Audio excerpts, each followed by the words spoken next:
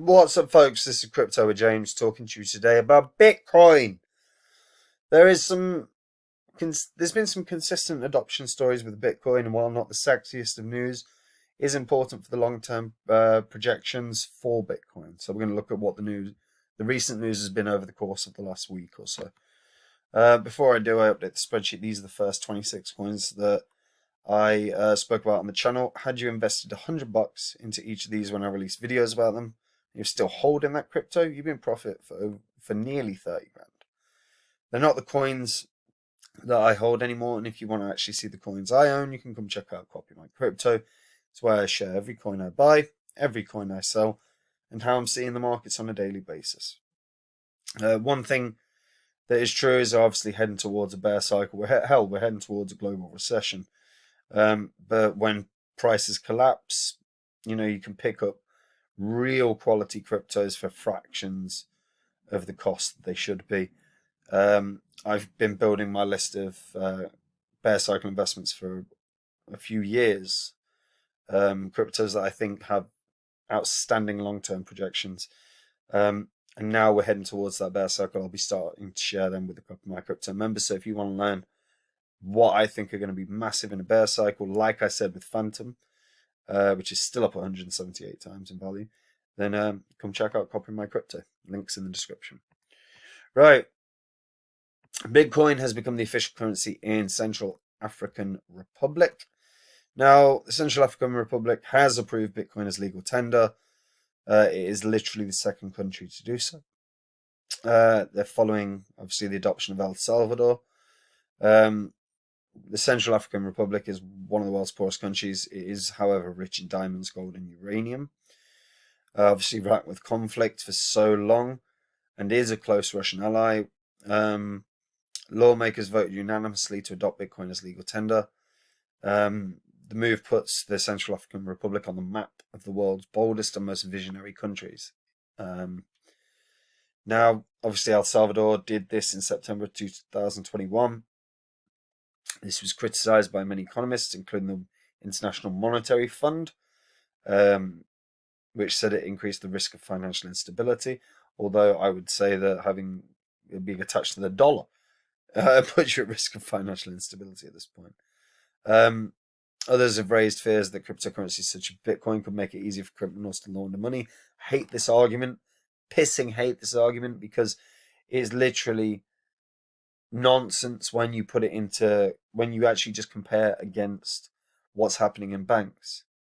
But they don't like to talk about it. But banks have quite literally funneled trillions of dollars via money laundering. So any BS and for criminal organizations. So all this the cryptocurrencies are going to help. No one's going to cryptocurrencies for this, or very few. If you want to funnel money illegally, you do it via a bank. That's what banks have always done, and that's what they continue to do. But my rant aside, the country currently uses the French-backed CFA franc as its currency, along with most other former French colonies in Africa. Some see the adoption of Bitcoin as an attempt to undermine the CFA amid a contest for influence over the resource-rich country between Russia and France. The context given the systemic corruption and a Russian partner facing international sanctions does encourage suspicion. Although, again, I think any country that's looking at adopting Bitcoin is taking a longer term view, which is that it will go up over time. And I don't think it's down to corruption. I don't think it's down to. I know one was pointing to El Salvador for corruption. They were pointing to El Salvador. IMF was highlighting that was a problem for El Salvador because it could make them financially unstable. But guess what? Countries that are looking to adopt Bitcoin are taking a longer term view, going, this is going up. And actually, if we've got some skin in the game, we may well benefit from this. I think it's a longer term view on a financial on an economic perspective. And the economic perspective, whether you're looking, regardless really of what fiat currency you're looking at right now, is that Bitcoin is a better long-term plan than any current fiat currency. They have all weakened. Inflation is staggering. And I mean, you can just sit and really, you can sit and quote Michael Saylor, because Michael Saylor has a very clear perspective and very accurate perspective on Bitcoin. The stock to flow ratio of Bitcoin is exceptional. The rarity of it means that fundamentally it has intrinsic value.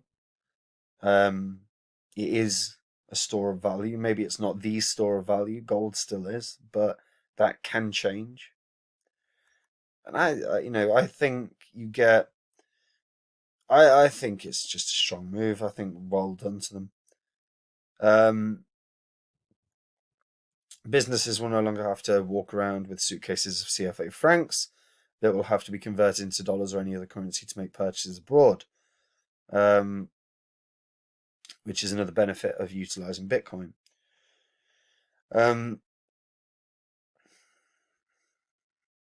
Now we'll see how this continues, but adoption of Bitcoin long term makes sense right now when you look at what has happened over the past decade, and let's see how this continues. But certainly positive news for Bitcoin from the perspective of, look, this is a government that realized that there is value here that we need to extract.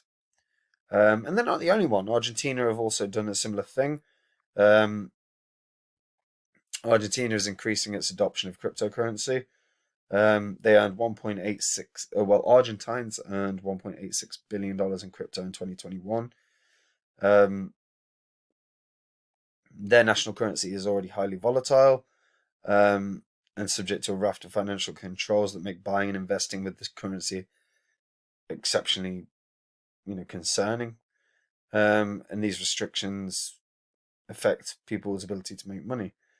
Argentina had obviously experienced hyperinflation, which basically ripped apart their national currency. And today their attitude is, this is our money, it's the only one that politicians can't destroy. Bitcoin is the only one that they cannot destroy. Makes sense. Long-standing distrust of the government's handling of the Argentine peso has also galvanized many Argentines to adopt Bitcoin. In one town in Patagonia, 40% of businesses are willing to conduct payments in Bitcoin. Many see it as a hedge against worsening inflation. Currently, inflation's year-on-year rate stands at more than 50%. That's insane. A startling figure when a depreciating peso continues to pinch most Argentine wallets. And that's it, I mean, what I hope is that we see Bitcoin continue to be adopted in some way, because fundamentally, long term, it improves the outlook for cryptocurrency. It also provides people with freedom that we don't necessarily have in a banking system, freedom that we don't necessarily have in a fiat system. And again, not the sexiest news in the world, not the most exciting news in the world. And it's probably not going to be influential enough to change the outlook of Bitcoin right now. We're certainly in a depreciating market. Bitcoin is on a downward slope. It's certainly fallen out of the upward trend channel. And we are heading towards global recessions. That's just true. So crypto will probably be hit by that. But in terms of long-term adoption, we're seeing some of the biggest companies in the world looking at this. It's a matter of time before we see Apple, Google, really start piling in with reserves. And when this kind of thing happens, they will be moments that the market reacts. Positive news, and if it's positive enough, can certainly trigger daily candles that can be very good. But if it's positive enough, it can trigger a rally. We look at Elon Musk buying Twitter, triggered a very, very positive day when the market was down quite dramatically at the time. Apple announcing a $10 billion, $20 billion Bitcoin buy would probably be a market catalyst. It wouldn't simply be down, wouldn't affect one day. It would probably affect a month or two after that, because people would be over the moon. It would be a signal that Bitcoin's here to stay almost. And like I say, not the sexiest news in the world, not the most exciting news in the world, but positive for the long-term trajectory of Bitcoin and positive for the long-term trajectory of crypto. Question is what's the third country to adopt it? Odds are Mexico. The man that helped push through the El Salvador legislation is currently helping Mexico.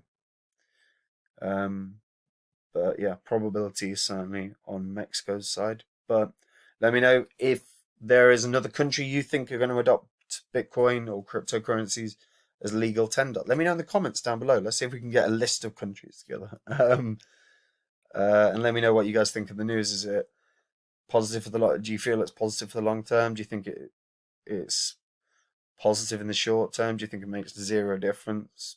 Let me know your perspectives. I love to hear them. And that's it for me. And if you're new to crypto, or you've been in crypto a while and you're not happy with how things are going, come check out Copy My Crypto. It's where I share the coins I own, and it's where I'm now beginning to share the coins that I'm looking at for the bear cycle, because the bear cycle cometh. And when that happens, there's going to be some seriously good quality coins at discount prices. Again, I found Phantom in a bear cycle, and even now it's still up 178 times in value. And that's after a retracement after retracement after retracement over the past sort of 6 months, 4 months, 5 months. So yeah, if you want to know what I'm interested in for the bear cycle, click the link in the description and check it out, guys. Anyway, that's it for me. Take it easy. Bye-bye.